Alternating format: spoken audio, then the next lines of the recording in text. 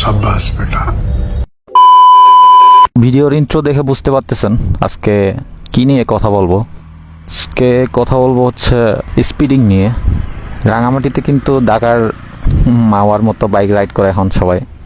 ঢাকার মাওয়া রাস্তা আর 300 ফিটের পূর্বাচলে যেরকম রাইড করা হয়, তো এদেরকে ফলো করে কিন্তু রাঙামাটিতেও অনেকজন বাইক ওভার স্পিডে চালায়।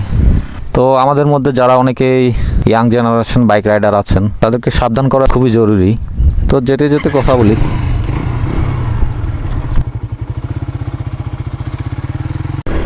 দেশে কিন্তু এখন নতুন নতুন হাইসিসি বাইকগুলো অলরেডি আসতেছে। এই বাইকগুলি হয়তো বা অনেকের কাছে যাবে যারা কিনা বাইকের টপ স্পিড চেক করে কিংবা বাইকের টপ দেখিয়ে মানুষকে টপ স্পিডে উৎসাহ দেয়। এবং এখান থেকে দেখে কিন্তু অনেক তরুণ প্রজন্ম টপ স্পিডে উৎসাহিত হয়ে যায়। এটাই বলবো যে 150 সিসি কিংবা 200 সিসির জাস্ট টপারটা 19-20 ব্যাপার।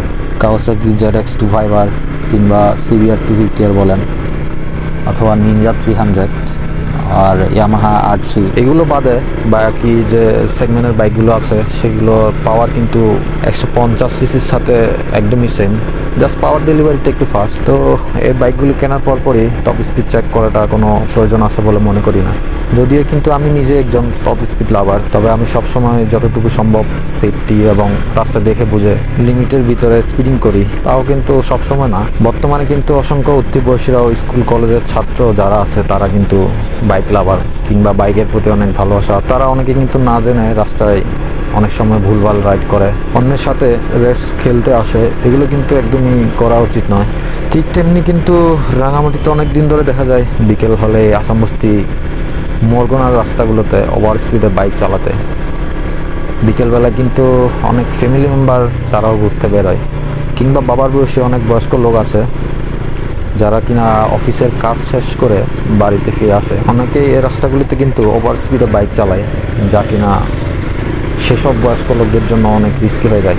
রাস্তা কিন্তু ছোট হওয়াতে অনেকে ওভার স্পিডে বাইক রাইড করার পর বাইক কন্ট্রোলে রাখতে না পারে কিন্তু খাদেও পড়ে যাওয়ার ঘটনা ঘটে গেছে। তো পাশ দিয়ে কেউ যদি ওভার স্পিডে বাইক চালিয়ে যায়, বয়স্ক লোকজন কিন্তু অনেক সময় হতভম্ব হয়ে যায় এবং ওনাদের জন্য ক্ষতি হওয়ার সম্ভাবনাটাও বেশি থাকে। আমরা কিন্তু একটা মানুষকে যতই আস্তে বাইক চালাতে বলি না কেন কিংবা সাবধানে বাইক চালাতে বলি, তখন কিন্তু ওরা শুনবে না।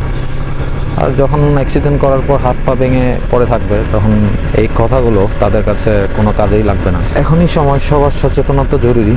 আবেগে কিংবা অনেক খুশি নিয়ে ওভার স্পিডে বাইক চালানোটা অনেক বোকামি। তাই একটু দেখে শুনে বাইক চালানো উচিত বলে মনে করি। পাওয়ার থাকলে যে বাসার গলি দিয়ে রাস্তায় 100 স্পিডে যাবেন সেটা কিন্তু না। যখন যেখানে যতটুকু স্পিড প্রয়োজন সেখানে ততটুকু স্পিডে বাইক রাইড করাটাই হচ্ছে একজন বাইক রাইডারের বৈশিষ্ট্য। একটা কথা আছে, যত গতি তত ক্ষতি। সামনে ইট আর আমাদের আদিবাসীদের বিজু সাংরাই আসতেছে, তো সবাই কিন্তু সাবধানে বাইক রাইড করবেন। এই সময় কিন্তু সবাই বেপরোয়া গতিতে বাইক চালাই। আর সবার প্রতি অনুরোধ থাকবে আস্তে বাইক চালাবেন, বুঝে শুনে, রাস্তা বুঝে শুনে গতি তুলবেন। রাস্তায় যতটুকু স্পিডের প্রয়োজন ওই স্পিডের বাইরে বাইক ওভার স্পিডে চালাবেন না। এই সময় কিন্তু অনেক লোকজন থাকবে, সবাইকে সাবধানতার সাথে রাইড করার অনুরোধ থাকবে। আর আমার ছোট ভাই ব্রাদার্স যারা আছে তাদেরকে সবাই শ্রদ্ধা ভালোবাসা অবশ্যই থাকবে এবং তাদেরকে বলবো সারাদিন বাইক নিয়ে না থেকে পড়াশোনার সময় একটু মনোযোগ দিতে বলবো। তো আজকের এই ভিডিও এখানে শেষ করব। সবাই ভালো থাকবেন, সুস্থ থাকবেন।